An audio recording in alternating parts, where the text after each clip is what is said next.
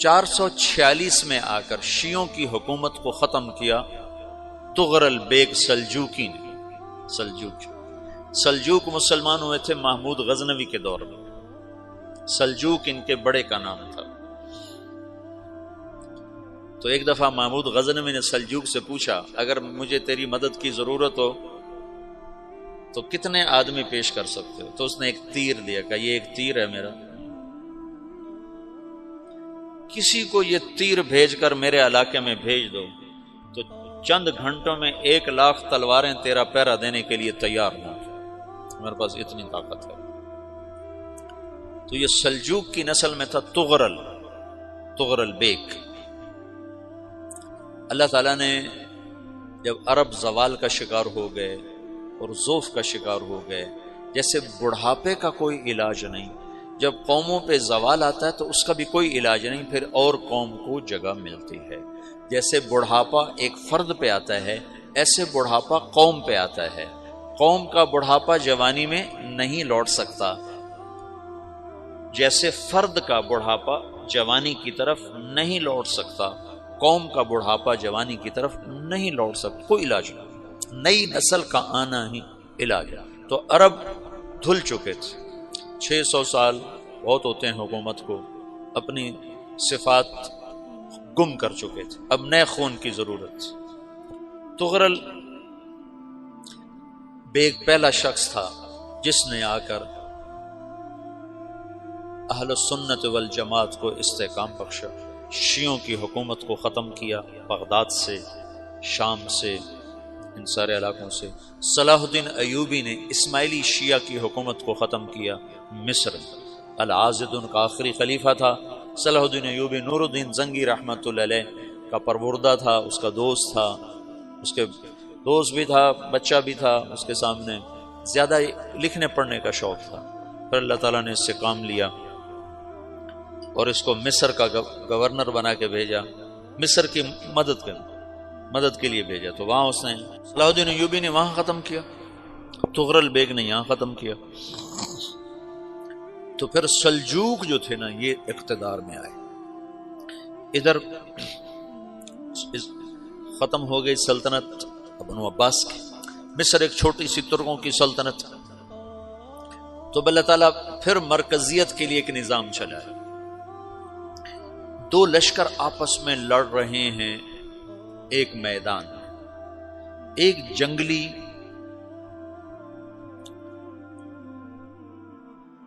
بدوؤں کا قافلہ، جنگل کے لوگ اپنے قبیلے کو لے کر، ایک جنگلی قبیلہ اپنے سردار کے ساتھ نقل مکانی کر رہا ہے ایک جگہ سے دوسری جگہ۔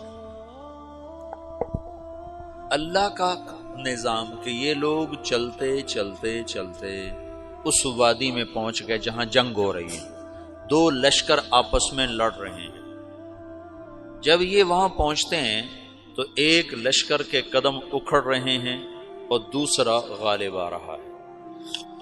ان کو نہیں پتا شکست کھانے والے کون ہیں اور فتح پانے والے کون ہیں، ان کو نہیں پتا۔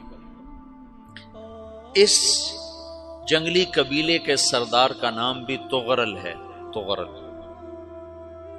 تو یہ سردار کہتا ہے جو شکست کھا رہے ہیں ان کی مدد کرو، کچھ پتہ نہیں کون ہے، کہتا جو شکست کھا رہے ہیں ان کی مدد کرو۔ تو 400 وحشی جنگلیوں نے فاتح لشکر کے پیچھے حملہ کر دیا۔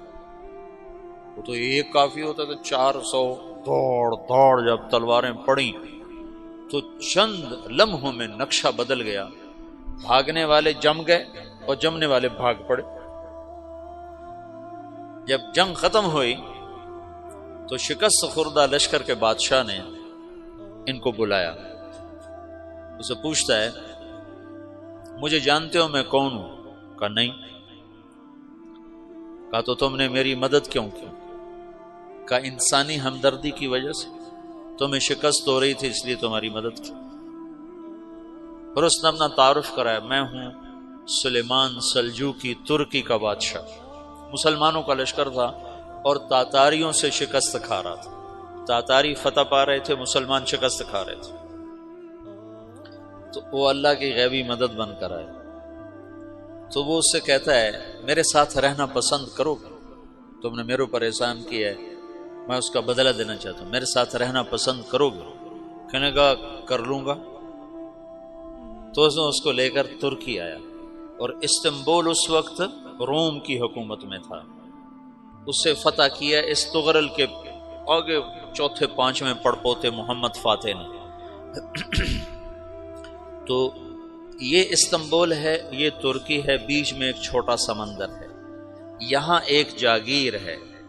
تو سلطان سلیمان کہتا ہے یہ جاگیر تجھے وقف ہے، ادھر سے رومی مجھے تنگ کرتے ہیں حملے کر کر کے، تو میرا دفاع کرتے رہنا، یہ جاگیر تیری۔ اس جاگیر پہ اس نے اپنے قافلے کو آباد کر دیا، اپنے قبیلے کو، اور ایک چھوٹی سی حکومت بنا لی، جو ایک صوبہ سمجھو سلمان سلجوقی کا، وہ ایک چھوٹا سا صوبہ ہے۔ وہاں جب یہ رہ پڑا تو پھر یہ ایک شیخ کے بیت ہوتا ہے، وہاں شیخ طریقت ہے، ان کے یہاں یہ بیت ہونے جاتا ہے، وہ اس کو رات اپنے پاس ٹھہراتا ہے، تو ایک کمرے میں ان کو ان کا خادم ٹھہراتا ہے۔ یہ جب کمرے میں جاتا ہے تو سامنے دیوار میں تاکچے پر قرآن پڑا ہوا ہے، تو یہ تغرل بیگ کہتا ہے یہ کیا ہے، یہ کیا ہے؟ تو وہ خادم کہتا ہے یہ کتاب اللہ ہے، قرآن ہے۔ اچھا، وہ اس کو وہاں چھوڑ کے باہر چلا جاتا ہے۔ وہ دیہاتی آدمی، جنگل کا رہنے والا، پہلی دفعہ زندگی میں قرآن دیکھا، وہ کہتا ہے یہ قرآن ہے، اللہ کی کتاب ہے، میں اللہ کی کتاب کے سامنے سو جاؤں، کتنی بے ادبی ہے۔ تو اس نے ایسے قرآن اٹھایا اور سر پہ رکھ لیا اور کھڑا ہو گیا، ساری رات قرآن سر پہ رکھ کے کھڑا رہا۔ رات کے پچھلے پہر اس کو خواب آیا، کھڑے کھڑے اس نے دیکھا کہ اس کی پشت سے ایک چاند نکلا اور شیخ کی بیٹی کے سینے میں جا کے اتر گیا۔ پھر اس لڑکی کے سینے سے ایک درخت نکلا جو پھیلتے پھیلتے پھیلتے 3 بر اعظم پہ چھا گیا، افریقہ پر، یورپ پر، ایشیا پر۔ پھر اس کی آنکھ کھل گئی، وہ کھڑا ہوا ہے، تو اس نے صبح یہ خواب اپنے شیخ کو سنایا، تو انہوں نے اپنی بیٹی اس کے نکاح میں دی تھی۔ اس بیٹی سے ایک بچہ پیدا ہوا، تغرل بیگ نے اس کا نام رکھا عثمان، عثمانی ترک نام سنا ہوا، جو میں نے کل بتایا تھا کہ 1924 میں وہ خلافت ختم ہوئی۔ تو ایک بیٹا پیدا ہوا عثمان۔ عثمان نے پھر ایک نئی اسلامی حکومت کی بنیاد رکھی جو 1924 تک چلتی رہی، کوئی 800 سال یہ حکومت چلی۔ تو حکومت کا شیرازہ بکھرا لیکن پھر جڑ جاتا تھا، پر وہ قرن اول والا جوڑ کبھی نہ پیدا ہوا، ٹکڑے بن گئے۔ ان ٹکڑوں میں اللہ لوگ پیدا کرتا رہا جو دعوت دیتے رہے، دعوت زندہ رہی۔ جو تربیت کا نظام تصوف کے ساتھ تھا اب وہ تبلیغ کے ساتھ۔